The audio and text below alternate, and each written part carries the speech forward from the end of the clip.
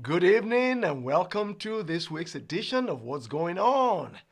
I'm your host, Pastor Akin Bandele.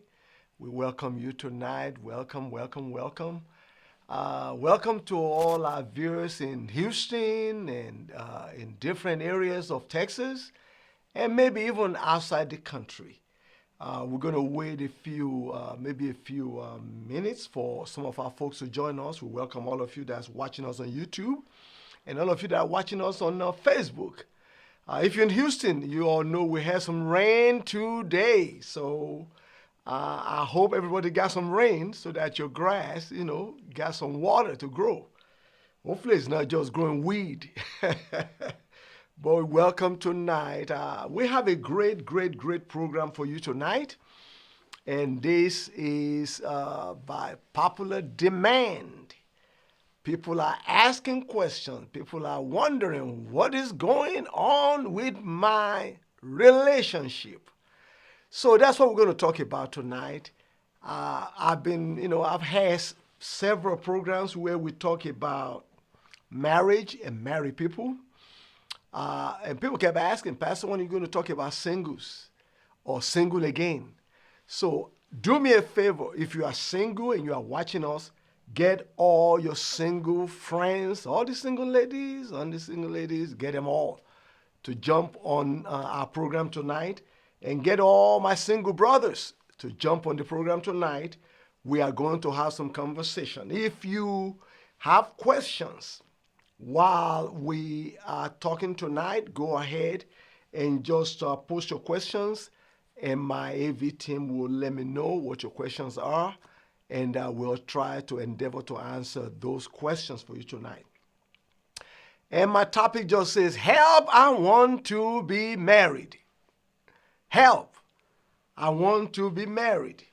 So I am going to endeavor to help you and give you some guidelines, some pointers of what you need to do as a single woman or a single man. The Bible says it's not good for a man to be alone. He makes him a helpmate for him. So every brother out there, you'll have a helpmate for you. May not be for somebody else, but for you, God has somebody. And for all my single sisters, especially the ones in their late 20s and their early 30s and their late 30s, that's wanting to be married, wanting to start family before the biological clock runs out, this is your program tonight. So get ready for our dialogue. Help, I want to be married. So many single people have approached me, and some of them have even called me a matchmaker. Well, I've been married over 36 years, almost 37 years. And happily married to the same woman. Amen. And so I know quite a bit about marriage and what it takes, the amount of work it takes to make a marriage work.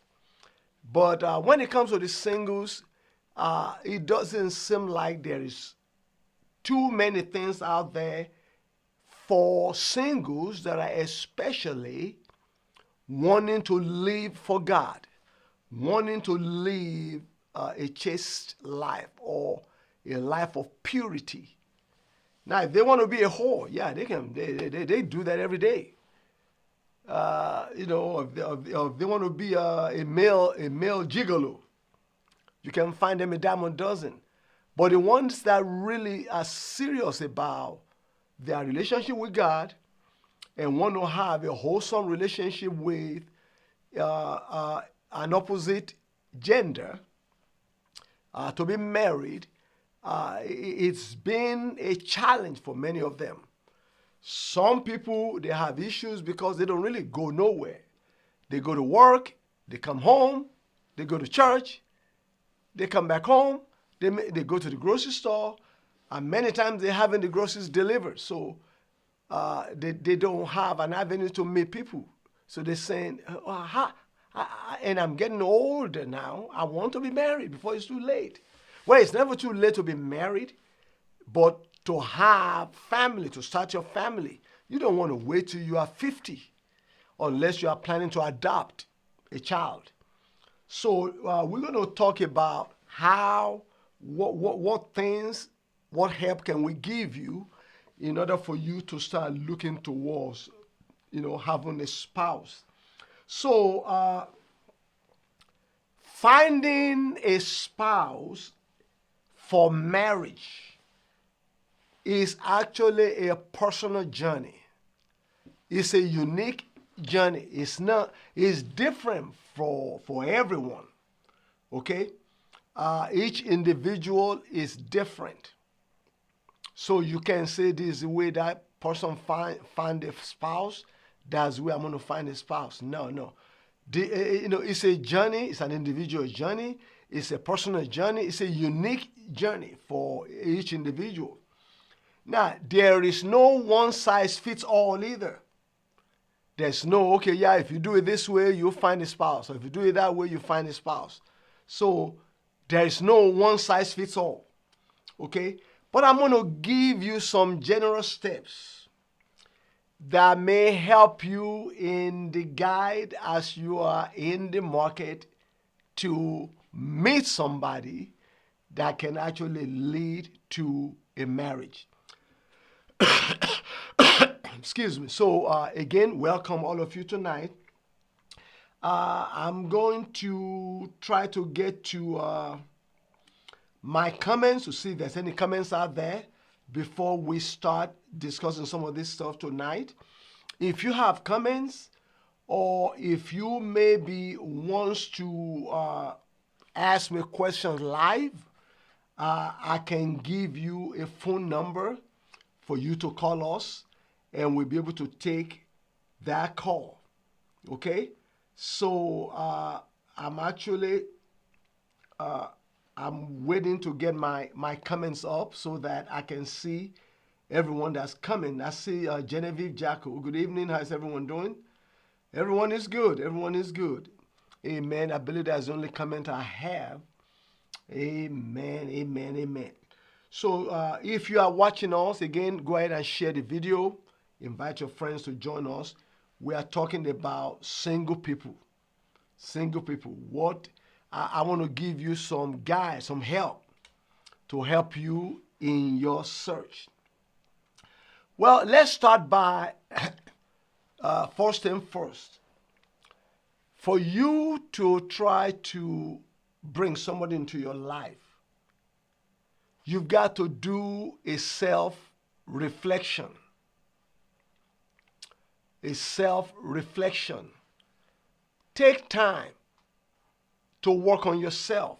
Take time to reflect on your own values. Reflect on your own goals. And you also have to reflect on what you are looking for in a life partner. So, you think about your personality and your interests, your lifestyle, your preferences. I mean, if you are the kind that's interested in the outdoors, you're going fishing, you're going hunting, you're going golfing, you're going, just go.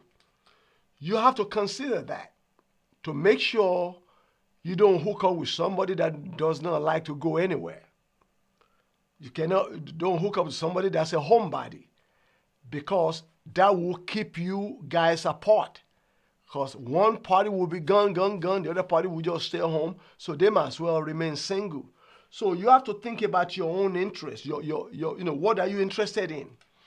What will you be interested in your spouse doing with you? Okay?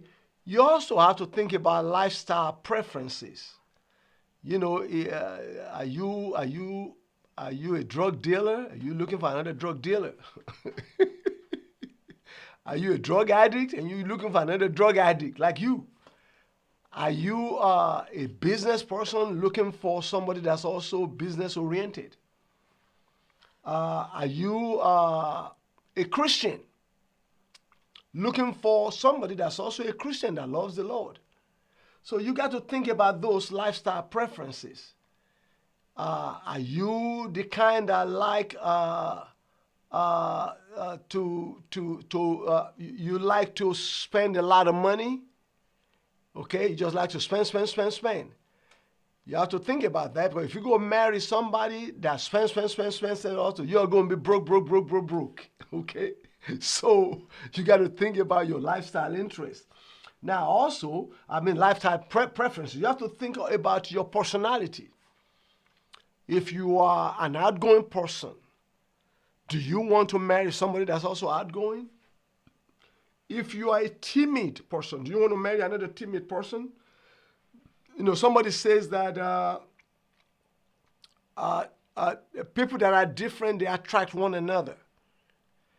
I don't know about that, because if you are so much different, the attraction is going to be difficult. Because if you are different in your values, you are different in your personality, you are different in your lifestyle, it can affect your relationship, even if you marry them. So do a self-reflection. What do you want in a relationship? What do you want in a marriage? What do you want in a spouse? Okay, so don't just jump out there and start dating without doing a self-reflection first. The next guide that I can give you is for you to define your criteria. Define your criteria. Create a list of qualities and attributes that's important to you in a spouse. Okay? It can include some of your shared values, your compatibility. Are you compatible? It can be physical attributes, education, career, family background. Okay? Do you share the same values as it relates to Christianity? Are you compatible? Do you have chemistry? You got to, there has to be chemistry. You got to like them before you fall in love with them. You can't just go marry somebody because they are speaking in tongues and you don't really like them. Or you can't marry somebody because they make a lot of money. Because when they lose their job, you're going to stop liking them. Okay? So you need to, create your list of, of qualities and attributes that are important to you in a spouse. Physical attributes. Do you want them tall or short?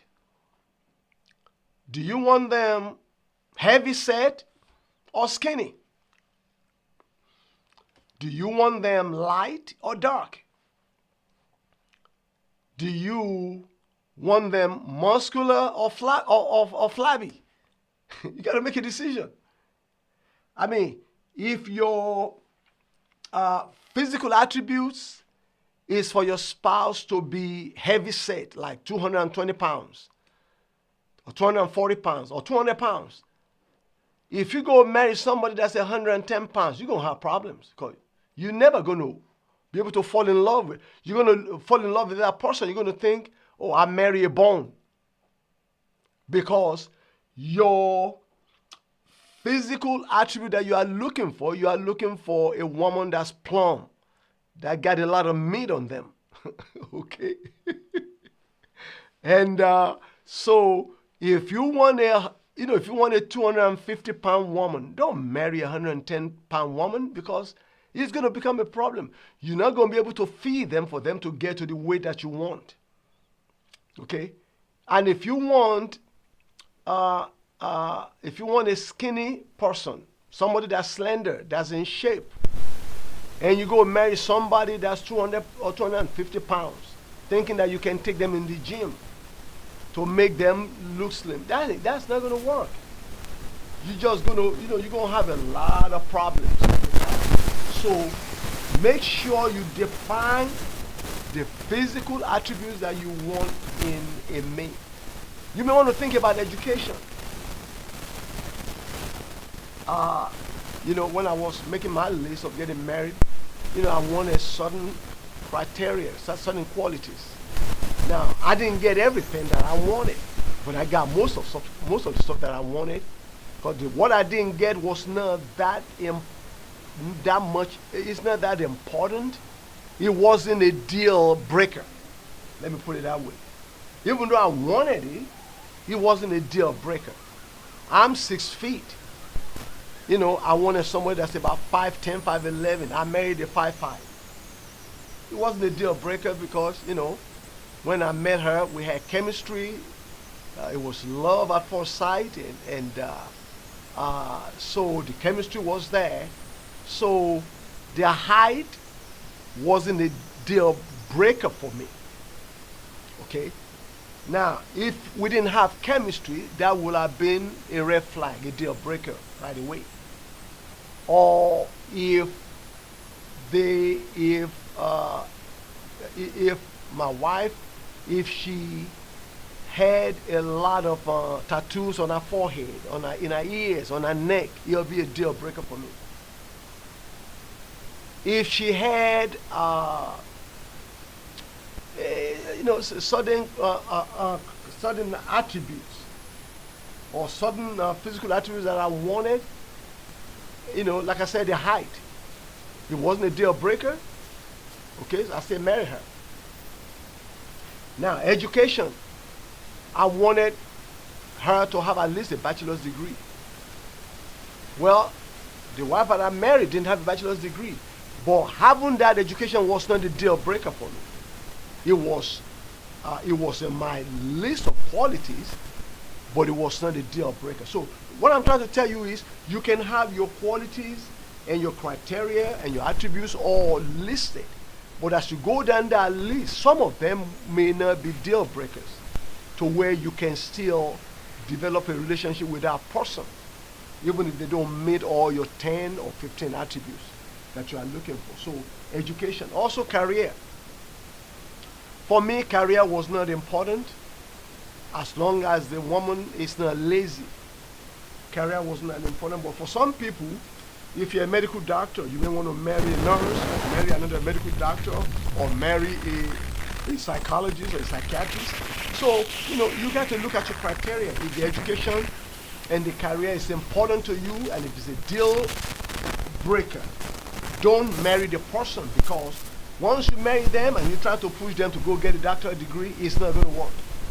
But if they could get a doctorate degree before you met them, they will have. So don't try to change them for who they are not after you get married. You got to think of that upfront. Also, you can also look at family background. Is your potential person, is their mama crazy? Is their daddy crazy? Has their daddy been to prison 3, 4, 5, 6 times? Is she a thief or is he a thief? Does yours, the potential, do they have previous children from another relationship? Have they been previously married? You got to look at all those family background to determine if this person will be a good match for you. Amen. Again, I want to thank all of you that's joining us. If you're joining us, go ahead and make comments so that I can see that you are out there. Amen. I can see, I'm not seeing a lot of you guys comments, and I know you probably are. Akin, 18. Okay, I see one right there. Good evening, Alice Graham. God bless you. From your perspective, what is the best age to have kids? The best age for a man, I would say from the age of 25 to about 45. 25 to 45 for a man. Let me tell you why. At 25, the man should be matured. The man should have finished college if they were going to college. If they were going to be a medical doctor, they would have finished by then. They will have finished, they will have probably been even tired of playing around and wanting to settle down. At 25, they will have been working on their job for a few years to have saved up some money. At 25, they might have purchased their own home, the brother, the man. So for brothers, I think from the age of 25 onward will be a good time to actually get married. Give or take, maybe some people are maybe 23 and they got everything together. They finished their education. They purchased their own house. They have their own bank account. They got their own car or even 2 cars in the garage. You got some young brothers that are like that. Yeah, they may be able to get married at 23, 22, 23, but I think it's too young, in my opinion, for a brother to get married at 21, 22. Because at that time, you're still trying to find who you are. And you don't even, many of them still living with mom and them. So for a brother, I would say between 25 and 45. Why 45? You don't want to have a child too late to where now you don't have any energy to help to train that child. Because if you go have a child at the age of 60, that child going to wear you out. Okay, even though a brother can have a child at the age of 60 or even 65. But can you imagine a 65-year-old man trying to take care of a little baby? It's just, you're not going to have enough energy by the time that child is about 5, 6, 7, or 8. You will be almost 70, 72, 73. You won't have the energy that's needed to give that daughter or that son a good relationship, because your energy level is down. At the age of 70, man, you can't. You're already on Medicare, and you go into the doctor's office and all of this stuff. You ain't got time to go throw a ball. You too tired. So that's why I said 45. At 45, yeah, you even have 25 to 40, but men can go all the way to 45, I think, because at 45, by the time your child becomes a teenager, you'll be in your 50s, and you'll still be good. Okay. For a sister, for a woman, it's different. For a woman, women tend to mature a little bit faster than men. And that's my opinion, and I'm entitled to it. I've met a lot of young sisters that are doing well, go-getters, got their own jobs, got their own bank account, got their own education, got it going on, purchase their own cars. And then I saw a majority of our brothers, driving a hoopty, don't have a house, don't hardly could keep a job. They still playing video games. They still hanging with brothers, and they're still playing at the age of 22, 23. I've got some single sisters at 24 that purchased a brand new home. I know at least 3 of them purchased their own first brand new home at the age of 23, 24. So for a sister, I think the age can drop about 2 years from 23. Because why 23? Because by that time, they will have finished their college education. So if they finish high school at the age of 18 and they go to college for 4 years, that would be 22. Now, they need to start planning to get married between the age of 22 and 23, even if they want to be a doctor or they want to go to further their education for their masters, because you don't want to wait till too late. Now, 23, I would say 23 to about 35. 23 to about, I was going to say 33, 10-year span. Mainly because of the body clock of a woman. When a woman has a child too late, like at the age of 38, 39, 40, 42, 43, there's a tendency that you end up with a child that will need special care. And doctors tell them that all the time, that there's a possibility you may have a child with Down syndrome, or you may have a child that will have some disability because of your age and the way that embryo grows in your womb, the womb that's already 40 years old or 45 years old womb. So you may have some medical issues. Even giving birth to that child may become an issue. So this is why I say for a woman, I think between 23 and 35. Now you can go, you can stretch it, to 37, 38, 39. But once you hit 40, it becomes very risky for your health to be able to have a child. It doesn't mean you can't have a child, but the doctors will tell you it's going to be risky at that age. So this is why for a woman, you need to try to especially, and that is if you want children by birth. Now, if you don't want any children, you can wait till you are 60 to get married. Okay, but if you're planning to have your own family where the woman is going to bear children, you've got to make sure that you get married within that age range, the childbearing age, without giving you issues and problems. Because by the time you're 50, you're going to go into your menopause to where you can't have children anymore. So again, that is the way I can answer that question. I hope Hakim 18, I hope I was able to help you a little bit with that answer. Amen. Let me go on. I already given you two. You do self-reflection and you define your criteria. We are giving you single people steps. Amen. That you need to take, or steps that may guide you. Amen. In your search for a spouse.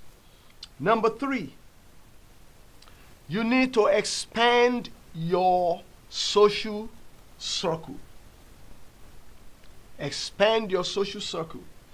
Engage in activities like bowling. You can meet your spouse at the bowling alley. Walking in the park. I know sisters that met their husband in the park. Okay? And you can also join social groups. The groups that align with your interests and values. I mean, if your values are that, you are a straight man or a straight woman, you don't want to go join a social group of lesbians and gays. That's not going to cut it. Okay? So you got to join social groups that align with your interests and your values. Okay? If you want a spouse that do drugs, then you got to hang out with drug dealers and drug addicts, so that you can find somebody that have the same interests and values as you. If you if you are, let's say you are a Christian and you go to church, then you need to find social groups like the church singles, not just at your local church, but in all the churches across the country or even across the world. This is why sometimes I've asked single people to actually do online searching. Like, I think there's a website called Just Lunch or something like that. Especially when you are busy, you're a professional, you're busy, you don't have time to go to social events. There are other ways, like, putting your information on a media, on a dating, online dating website. You just have to be careful with that. Okay, be careful with that. They got some that are Christians. They got some that are, that's just professionals, just lunch, to where you don't even meet a person. You don't get to talk to them. You give them the criteria that you're looking for, and they search, and they start picking dates for you. And you made the date, and only just lunch, not even dinner. It's always lunch. You go to lunch, and if the chemistry matches, and then maybe you can, the outfit or the organization, they can set up another lunch and another lunch until you feel comfortable. And they can set you up with multiple at different times. So again, join social groups that align with your interests and your values. And the reason is it will help you to meet new people. And it will also increase your chances of finding someone that's compatible. I have a daughter in the ministry that actually met her husband at the church musical. That's how they met each other. They would have never met if it wasn't that, because they lived at different part of town. They didn't go to the same grocery store. They were not in the same area. They didn't live in the same area. So, but by going to that Christian council, Christian worship night, they met each other there. So, and they are married today. I mean, within 6 months of meeting each other, they got married.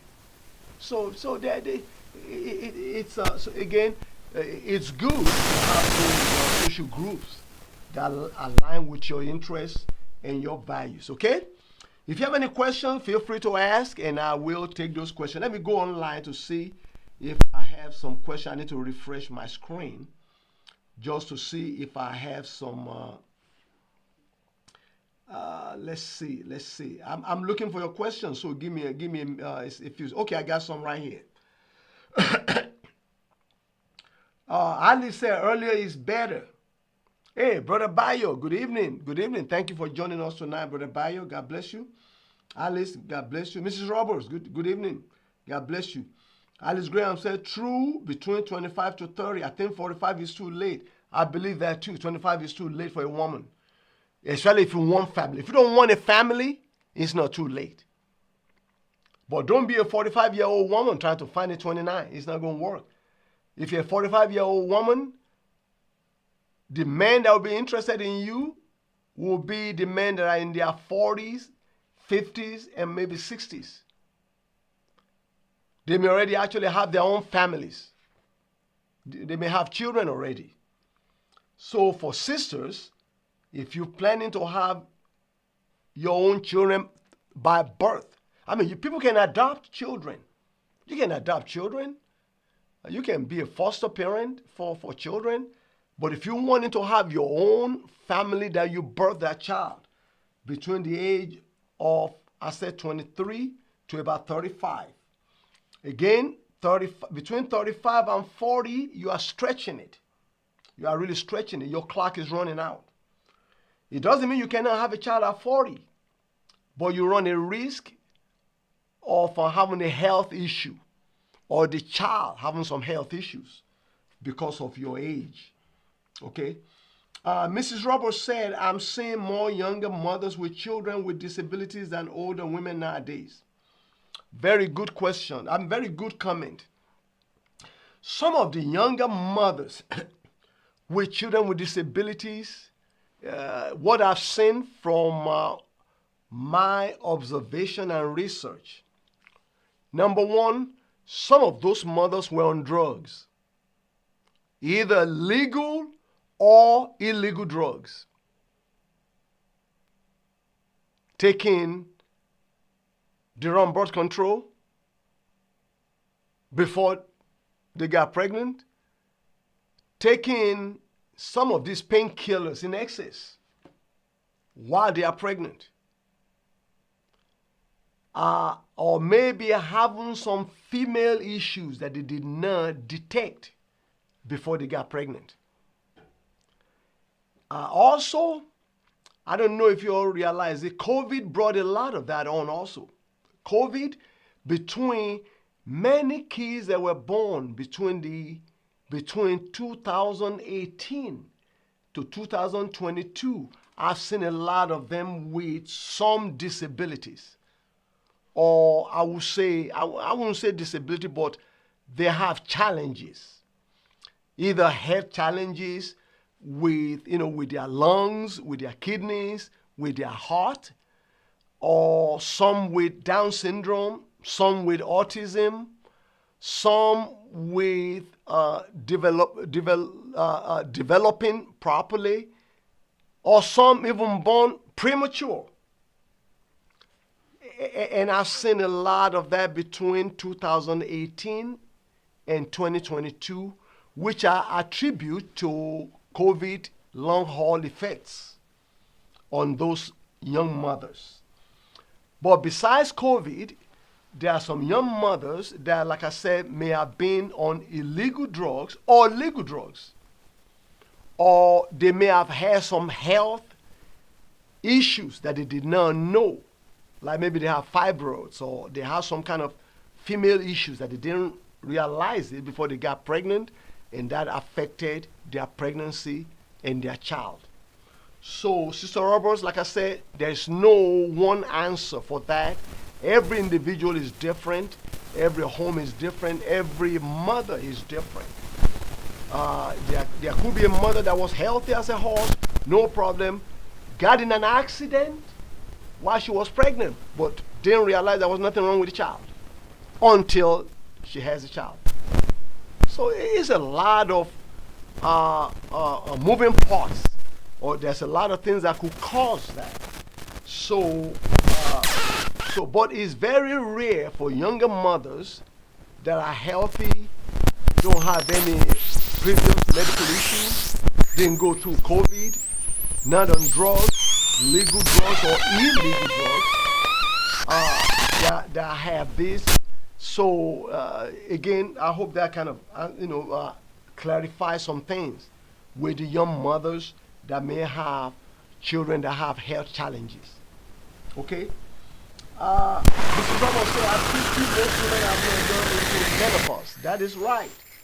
But if you have a child at 50, as a woman, the doctor will even tell you you are running a great risk of dying at childbirth. Women have been known to die at childbirth at that age. They've been known to go into seizures. They've been known to... I have a family member that actually died after her last born because of some kind of cancer that they found. Okay? So there's a lot of things that could happen. So a woman trying to get pregnant at 50 is not impossible, but you run a risk of losing your life, losing the child, because your female organ is older, is weaker.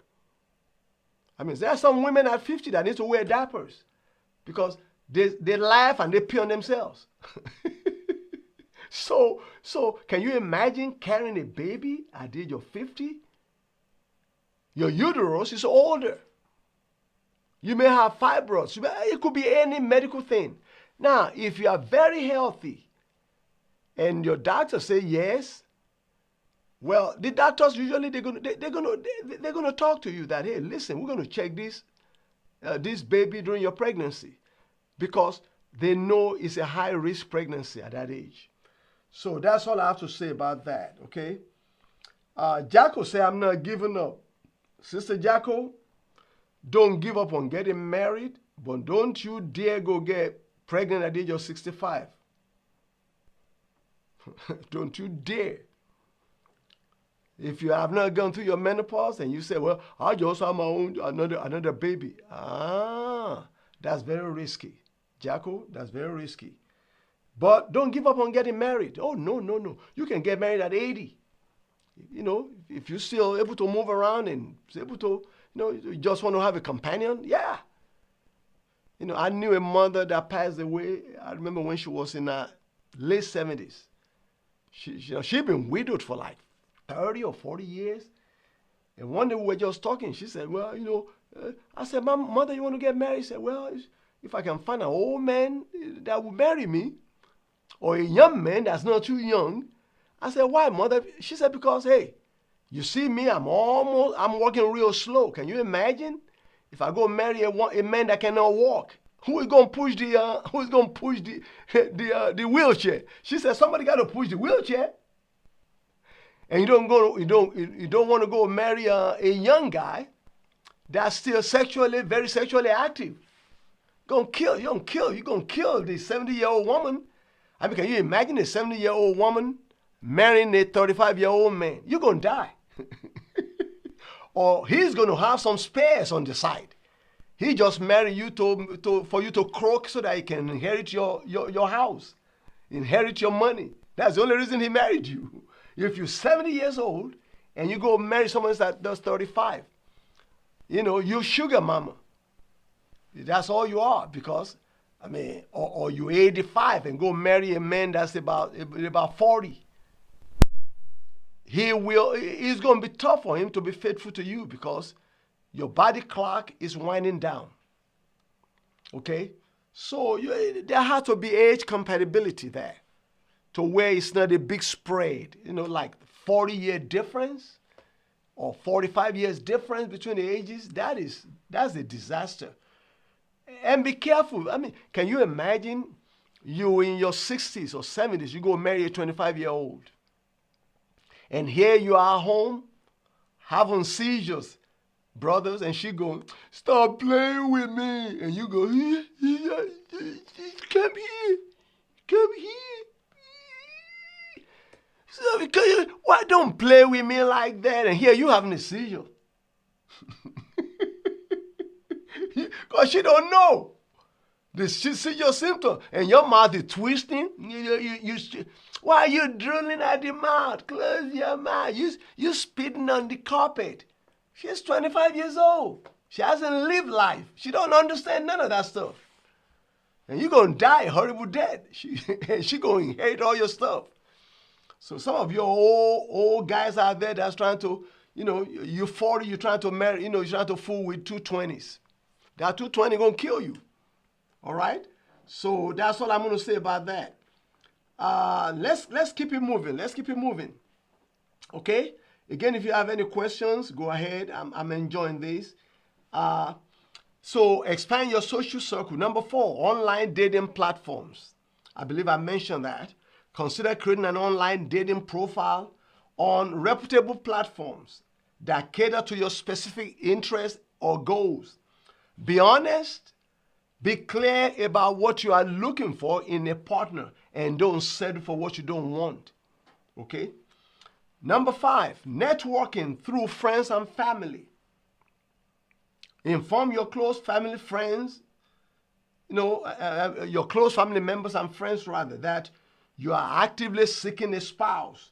They may know someone who could be a potential match or can introduce you to their social circles.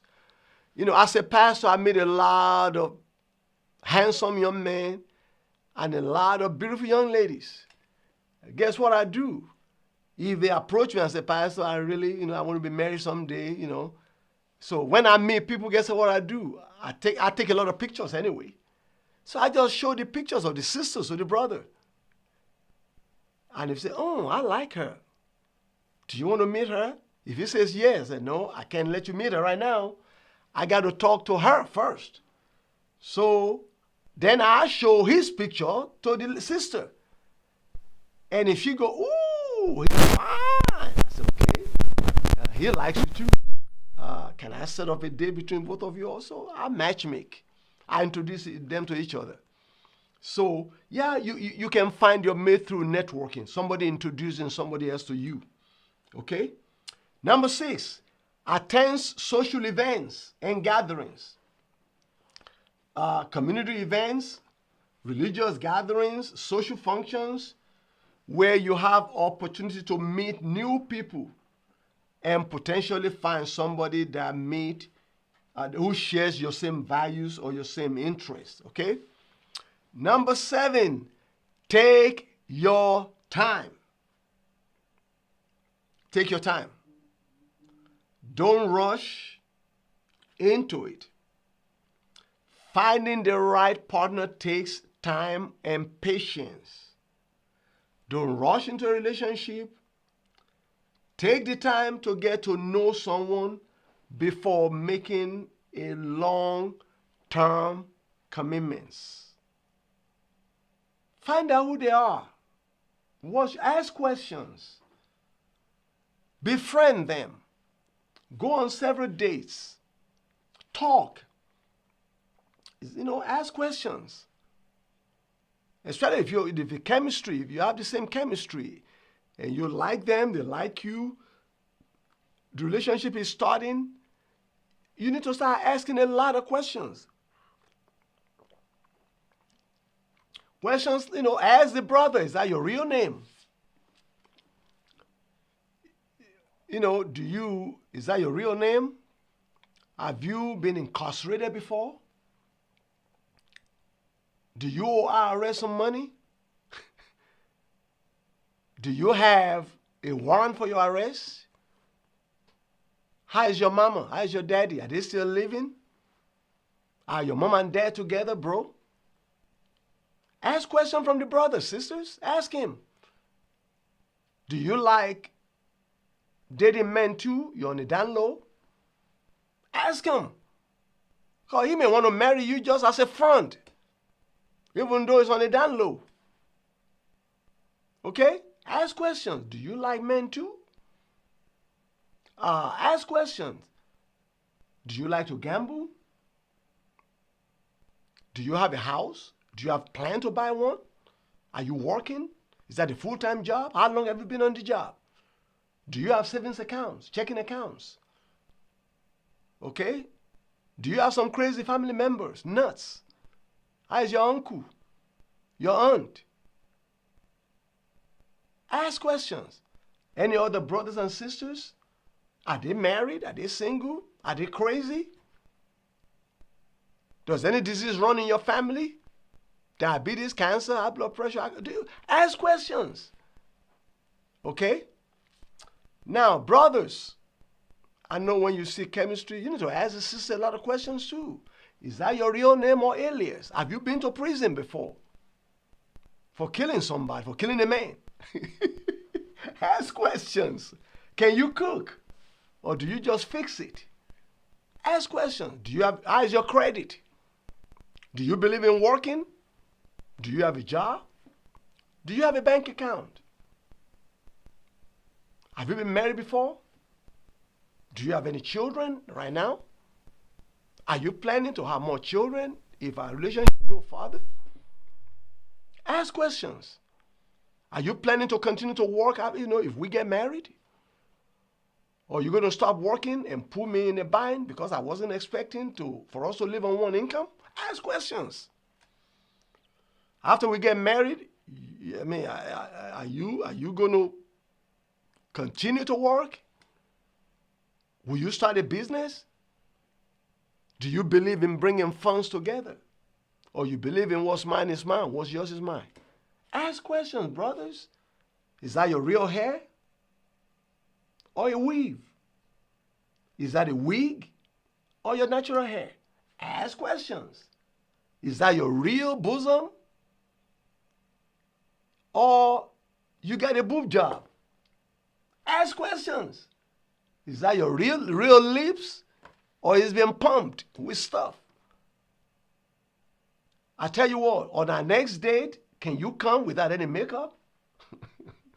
Brothers, I'm telling you, ask questions. Sister, do you like other girls too? Do you like men and women at the same time? Ask questions, because I know a couple of people that got married only to find out the woman really didn't want to be a wife. She just got married as a front. She's actually a lesbian. And she already had a child before this marriage. But the brother didn't ask all the questions. He fell in love, fell over, and got married. And within a year, the marriage dissolved because she wanted to be with a woman. She just wanted to be able to say, I got married in a white gown. Big wedding too. And the wedding didn't even last 6 months because she wanted to be with a woman. So, brothers, ask the sisters those questions. Okay? If she's, the same way she's asking you all these questions, don't be afraid to ask questions. Ask them about their mama. Is your mama crazy? Is your daddy crazy? Are they still together? Are they married? Is your daddy in prison? Your mama in prison? Ask questions. How are your cousins? Okay? So make sure you take time to find out about the person before making a long-term commitment. I'm not sure if I have any other comments. Let me go find my comments. Amen. I'm going to try to find your comments and read it. I'm constantly having to refresh. Vivian made her say, okay, Jacko, you're trying to be Sarah. That had a child. Sarah had a child at 90. You try to have a child at 90, you're going to die.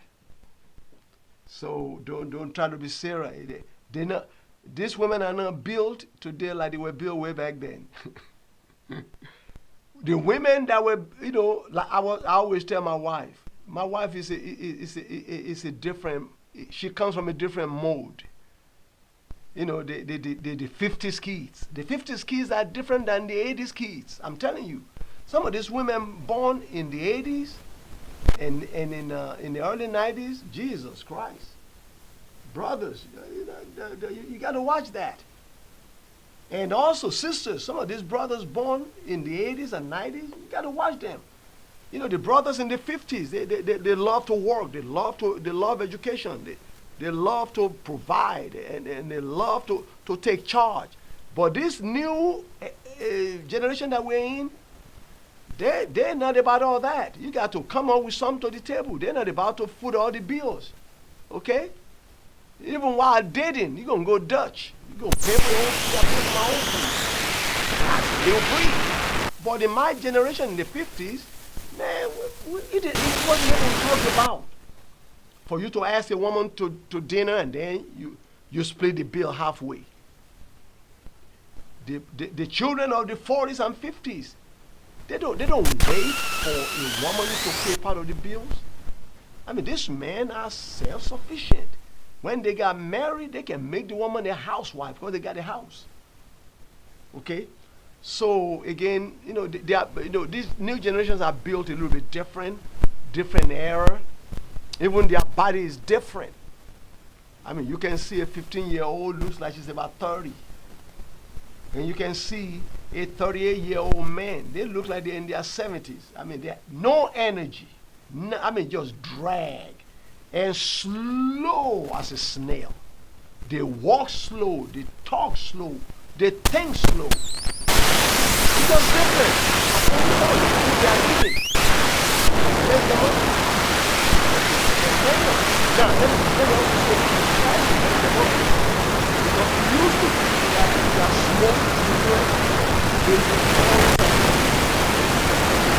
they smoked it and it didn't really affect their health.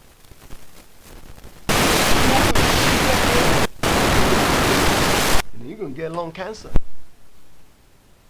Okay?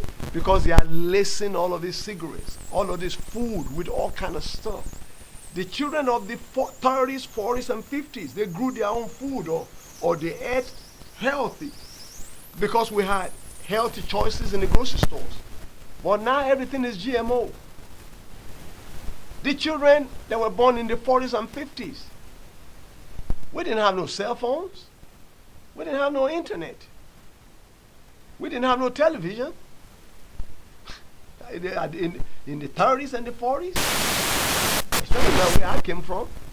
I don't know about America when they got, all of this stuff, but really.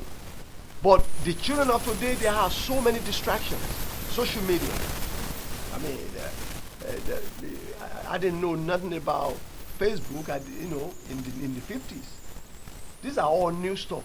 The new technology seems to have messed up the younger generation.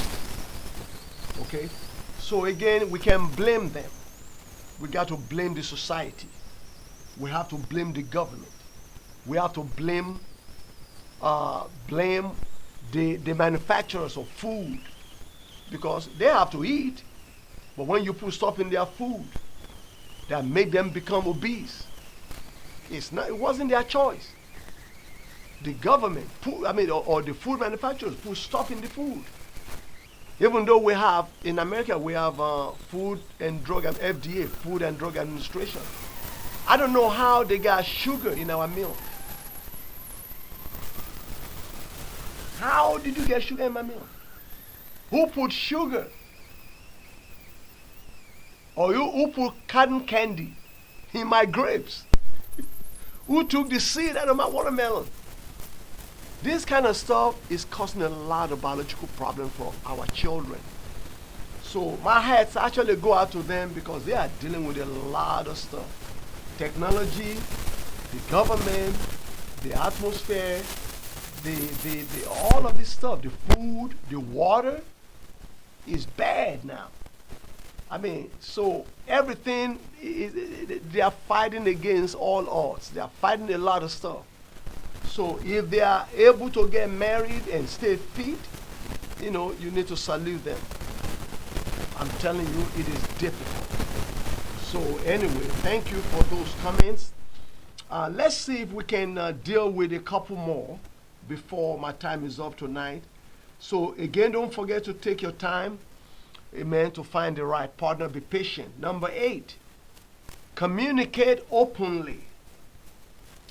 Once you find somebody that interests you, okay, discuss your expectation, discuss your goals, your values, to ensure that you are compatible and have mutual understanding.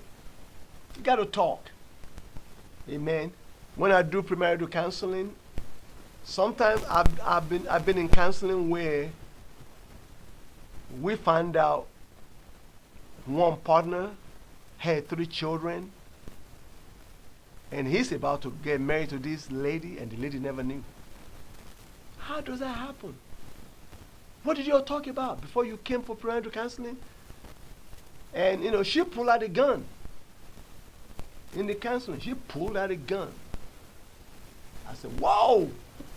She said, Pastor, this ninja never told me he had children. Guess how we found out? In one of my counseling sessions, we asked them to exchange credit reports. The brother had to be dumb. I mean, he had to be really dumb. They exchanged the credit report and they were going. What I wanted them to understand, you get into this relationship, you need to know if they have debt or whatever they have. I guess he never thought about the child support on his credit report. That's how the woman found out. She go, child support? Child support? You didn't tell me you have children. No wonder you never had any money. I mean, it was going to be, let me tell you, being a pastor is tough. When you, man, the woman grab a purse and pull a gun out. I said, oh, Jesus, no, sis, let's calm down. So, I literally had to, I mean, she was irate. She was mad. So that was the end of the counseling session. They didn't come back. I don't know what happened. I don't think they ever got married. So you need to be truthful with each other. Communicate. If you have IRS debt, you have student loan debt, you got children that they didn't know about, communicate it. You've been to prison. You got a record. You're a felon. I mean, if he wants to marry you as a felon sister or she wants to marry you as a felon brother, that's fine. But at least be open about it. Communicate. Okay? And the last thing, number 9, seek guidance. Okay? You need to consider seeking guidance from a trusted mentor, a counselor, or a religious leader who can provide you guidance throughout your spouse. I look out for my babies that are single at the church. I'm always looking at them when I meet a banker that's single. I'm taking their pictures. So, seek guidance from counselors, from mentors, from religious leaders. Just remember,